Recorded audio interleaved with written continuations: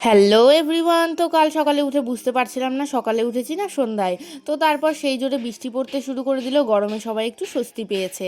তো আমিও ছাদে চলে যাই ভিজতে। তো তারপর নিচে এসে স্নান করে নিই আর মা তারপর খাইয়ে দিল। তারপর শুয়ে ল্যাদি খাচ্ছিলাম, তারপর বাবা এই চপারটা নিয়ে আসলো, অনেক দিন আগেই বলেছিলাম বাবাকে। তো তারপর শুয়ে শুয়ে গান শুনছিলাম।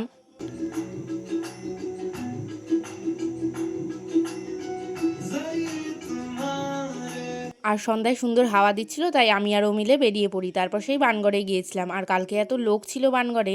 তো আমরা এক জায়গায় বসে আড্ডা দেই, আর ওকে দেখো ছবি তোলার জন্য যেখানে সেখানে বসে পড়েছে। তারপর আমাদেরকে একটা সুন্দর গান করে শোনাচ্ছিল।